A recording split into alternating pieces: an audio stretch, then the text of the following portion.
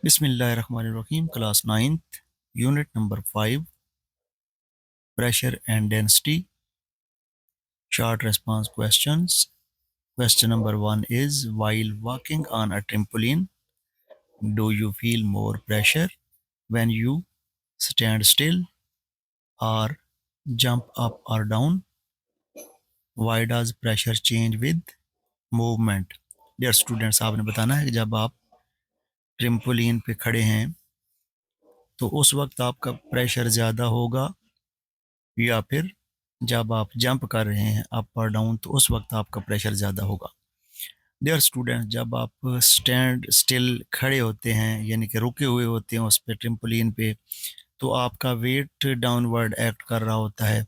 लेकिन जब आप जंप कर रहे होते हैं तो एडिशनल फोर्स पैदा होती है जो कि एक्सेलरेशन पैदा करती है। जब आप ऊपर या नीचे जाते हैं तो एक्सेलरेशन या डिसेलरेशन पैदा होता है। तो उसके नतीजे में आप जानते हैं कि F is equal to M A, तो एक एडिशनल फोर्स बनती है। तो जब आप खड़े होते हैं तो उस वक्त सिर्फ वेट एक्ट कर रहा होता है, लेकिन जब आप जंप करते हैं तो एक्सेलरेशन भी उसमें शामिल हो जाता है। लिहाजा उस वक्त प्रेशर क्या होता है, ज़्यादा होता है। यानी कि जब आप रुके होते हैं तो प्रेशर कम होता है, जब आप जंपिंग कर रहे होते हैं तो प्रेशर क्या होता है, ज़्यादा होता है। तो यही आपने बताना है कि प्रेशर किस सूरत में ज़्यादा होगा। You feel more pressure on the trampoline when you jump up and down. It is because jumping produces acceleration and dynamic force which produces greater pressure as compared to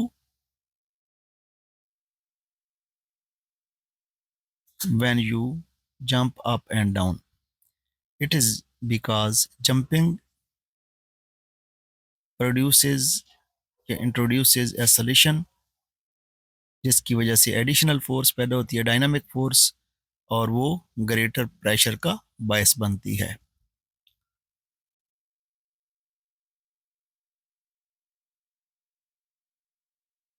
वैसे हमें फार्मूला भी पता है, P is equal to F over A. इसमें pressure और force directly proportional होते हैं। अब प्रेशर और फोर्स डायरेक्टली प्रोपोर्शनल हैं तो जब जंप करेंगे तो प्रेशर ज़्यादा होगा क्योंकि एडिशनल फोर्स शामिल हो गई है। लिहाजा आपका जो की पॉइंट है वो ये है कि जंपिंग से प्रेशर क्या होगा, ज़्यादा होगा। Question number 2, how does shape of thumb pin help it to penetrate surface easily? आपने बताना है कि जो थंब पेन होती है वो किसी भी सरफेस में इजीली कैसे जो है ना वो अंदर दाखिल हो जाती है, घुस जाती है। आप जानते हैं कि जो थंब पेन होती है उसकी जो टिप होती है बहुत शार्प होती है और उसका एरिया बिल्कुल ना होने के बराबर है, बहुत शार्प होती है वो। तो टिप का एरिया जितना शार्ट होगा उतना वो इजीली पेनिट्रेट कर जाएगी। ये नहीं कि हम कह सकते हैं कि P is equal to F over A. It shows that pressure and force are directly proportional and pressure and area are inversely proportional. Inversely proportional का मतलब ये है कि अगर एक चीज़ कम होगी तो दूसरी क्या होगी, ज़्यादा होगी। अब एरिया कम है तो प्रेशर क्या होगा, ज़्यादा होगा। Pressure is inversely proportional to area. If area is less, pressure will be more. तो थंब पेन का जो एरिया होता है वो क्या होता है, बहुत थोड़ा होता है, समाल होता है, जिसकी वजह से वो पेनिट्रेट कर जाती है किसी भी सरफेस में।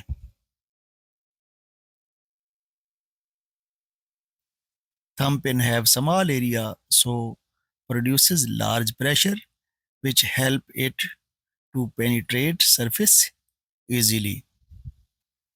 Question number 3 is, if you blow up a balloon and tie it closed, why does it stay inflated even though you stop blowing? How does pressure play a role? Dear students, आपने बताना है कि जब आप किसी भी balloon को फुलाते हैं, उसमें हवा डालते हैं, तो उसको गिरा लगा देते हैं, बांध देते हैं, तो उसके अंदर से जो हवा है वो बाहर क्यों नहीं निकलती, और इसमें प्रेशर का क्या रोल है। When you blow up a balloon and tie it, the air inside the balloon is at high pressure. अब चूंकि उसके अंदर बैलून के अंदर हवा डालते हैं, लिहाजा बैलून के अंदर जो है ना वो प्रेशर क्या हो जाता है, बाहर की निस्बत ज़्यादा हो जाता है, जबकि बाहर प्रेशर क्या होता है, कम होता है। अब आप जानते हैं कि जो एयर मालिक्यूल होते हैं हमेशा मूव करते हैं हाई प्रेशर से लो प्रेशर की तरफ। हर चीज़ का ट्रेंड होता है कि वो हाई से लो की तरफ मूव करती है, तो एयर मालिक्यूल भी हाई प्रेशर से लो प्रेशर की तरफ मूव करेंगे। इस तरीके से वो मालिक्यूल बैलून की दीवारों पे क्या करेंगे, प्रेशर लगाएंगे, लेकिन बाहर निकलने के लिए रास्ता है कोई नहीं, लिहाजा बैलून जो है वो इन्फ्लेटेड शक्ल में मौजूद रहता है। Question number 4. Why an airtight layer of a space suit is designed to maintain a constant pressure around the astronaut? जो खला में जाने वाले लोग हैं वो अपना एक ख़ास किस्म का सूट तैयार करवाते हैं जो कि खला में एयर प्रेशर को क्या रखते हैं, मेंटेन रखते हैं। अब आप जानते हैं कि खला में तो वैक्यूम होता है और एटमॉस्फेरिक प्रेशर नहीं होता, क्योंकि वहाँ पे हवा मौजूद नहीं होती, तो वहाँ पे प्रेशर क्या हो जाता है, बिल्कुल कम हो जाता है। उस प्रेशर को मेंटेन रखने के लिए खलानवर्द कुछ ख़ास किस्म का सूट तैयार करवाते हैं जो उनका प्रेशर क्या रखते हैं, मेंटेन रखते हैं। The inner air tight layer of a space suit maintain constant pressure to overcome the problems of low atmospheric pressure in space. और ये जो सूट है उनको मुख्तलिफ़ किस्म के इफ़ेक्ट्स, हार्मफुल इफ़ेक्ट्स से बचाता है। This suit protects the astronauts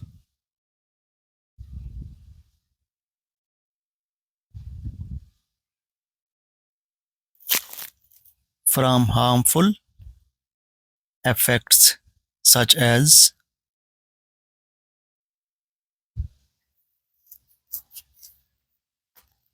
decompression,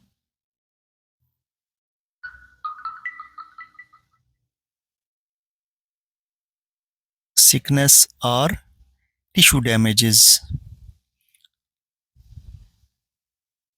Question number 5. If a liquid has density twice the density of mercury, what will be the height of liquid column in barometer? यहाँ पे वो कह रहा है कि अगर एक लिक्विड है जिसकी डेंसिटी मरकरी की निस्बत डबल है, तो आपने बताना है कि वो बैरोमीटर में उसकी हाइट कितनी होगी। डियर स्टूडेंट्स, मरकरी की जो हाइट होती है वो 76 सेंटीमीटर होती है। अब जो लिक्विड आप ले रहे हैं वो मरकरी से ज़्यादा डेंस है, यानी कि गाढ़ा है, तो डेंसिटी डबल है, तो जो हाइट ऑफ कॉलम होगी उस लिक्विड की वो क्या होगी, हाफ हो जाएगी, मरकरी के एक कॉलम की निस्बत हाफ हो जाएगी। If a liquid is twice dense then mercury, then the height of liquid column in barometer will be half as height of mercury column। अब मरकरी कॉलम की हाइट कितनी होती है, 76 सेंटीमीटर होती है।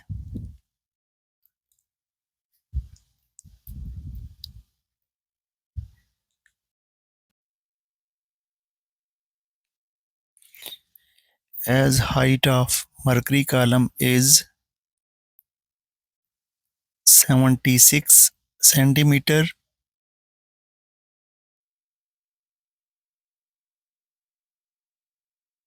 So the height of denser liquid will be 76 divided by 2. आप 76 को 2 पे डिवाइड करेंगे तो वो डेंसर लिक्विड की हाइट आ जाएगी बैरोमीटर में।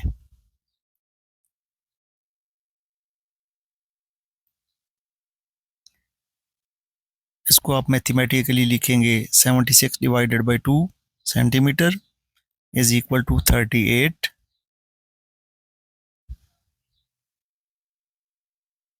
सेंटीमीटर।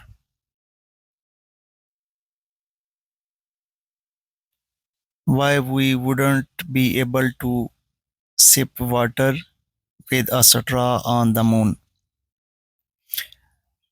आप मून पे जो है ना वो स्ट्रॉ की मदद से जूस वगैरह क्यों नहीं पी सकते? On the moon there is no atmospheric pressure. Pressure होगा तो आप इस तरह के काम कर सकते हैं। अब प्रेशर ही नहीं है तो आप मून पे स्ट्रॉ की मदद से जूस वगैरह नहीं पी सकते, क्योंकि जब आप स्ट्रॉ की मदद से हवा को ऊपर मुंह में लेके आते हैं तो स्ट्रॉ के अंदर मौजूद एयर पार्टिकल्स आपके मुंह में पहुंच जाते हैं, तो उसके अंदर स्पेस पैदा हो जाती है, यानी कि प्रेशर लो हो जाता है। और प्रेशर लो होने की वजह से जूस जो है ना वो हाई से लो की तरफ मूव करता है, तो आप जूस को इजीली पी सकते हैं। लेकिन मून पे एटमॉस्फेरिक प्रेशर ही नहीं है, लिहाजा इस तरह की एक्टिविटी आप वहाँ पे परफॉर्म नहीं कर सकते। On the moon there is no atmospheric pressure. When using a straw, we reduce pressure inside the straw, which pushes the liquid up. Because air molecules or liquid molecules always move from high pressure to toward low pressure. अब चांद पे तो atmospheric pressure ही नहीं है, लिहाजा इस तरह की एक्टिविटी वहाँ पे आप परफॉर्म नहीं कर सकते। On moon there is no atmospheric pressure, so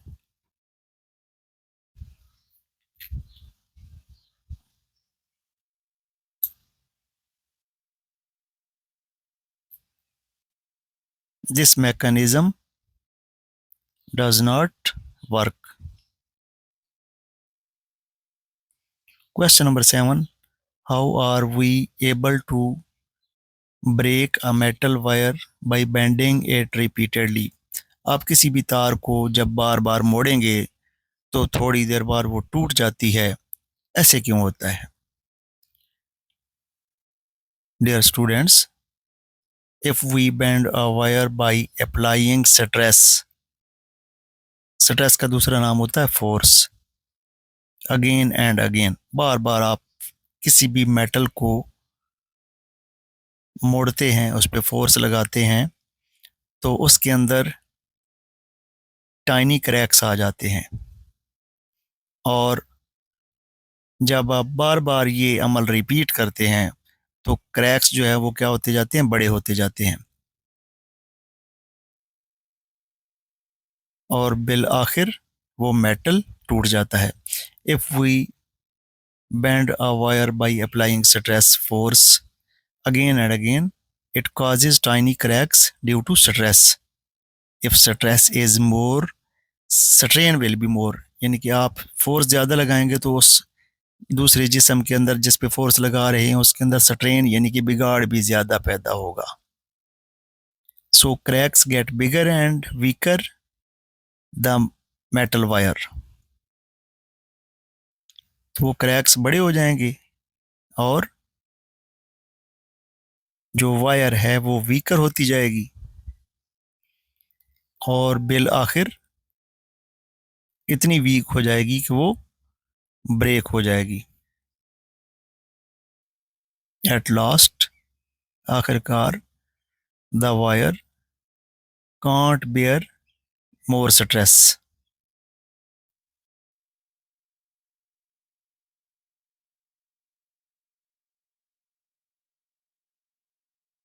And it breaks. Question number 8, आपके पास एक स्प्रिंग है जिसका स्प्रिंग कांस्टेंट कितना है, के है, और उसके नीचे मैस एम लगा है। आपने उस स्प्रिंग को दो हिस्सों में डिवाइड कर दिया, तो आपने बताना है कि उसके एक हिस्से का स्प्रिंग कांस्टेंट कितना होगा। When a spring is cut into two equal parts, the spring constant of each part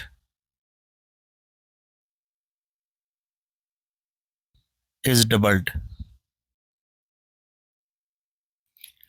यानी कि आप एक स्प्रिंग को, बड़े स्प्रिंग को दो हिस्सों में काट दें तो हर हिस्से का जो उसकी लेंथ क्या हो जाएगी, हाफ हो जाएगी। तो लेंथ हाफ होने की वजह से स्टिफनेस जो है वो क्या हो जाएगी, बढ़ जाएगी। तो स्टिफनेस बढ़ने की वजह से स्प्रिंग कांस्टेंट बढ़ जाएगी, डबल हो जाएगी, 2K हो जाएगी। Why do elastic fluids always exert force perpendicular to surfaces? Static fluids, ऐसे फ्लूइड्स जो मूव नहीं कर रहे होते बल्कि रुके होते हैं, उनको क्या कहते हैं, स्टैटिक फ्लूइड्स। मसलन एक बर्तन में पानी रख दें तो वो पानी अपनी जगह पे खड़ा रहता है, उसको हम कहते हैं स्टैटिक फ्लूइड्स। वो फोर्स लगाते हैं perpendicular to the surface.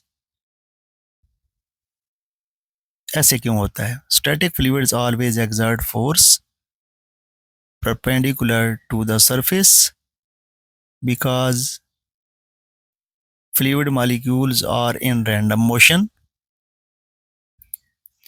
and distribute pressure equally in all directions.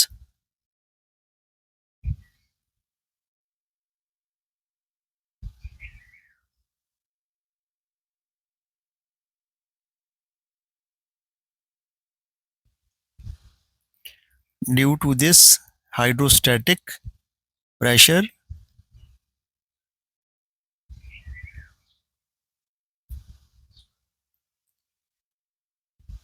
fluids remain at rest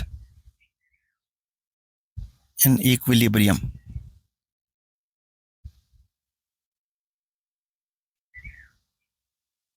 Our last question, how can a small car lifter lift loads heavier than itself?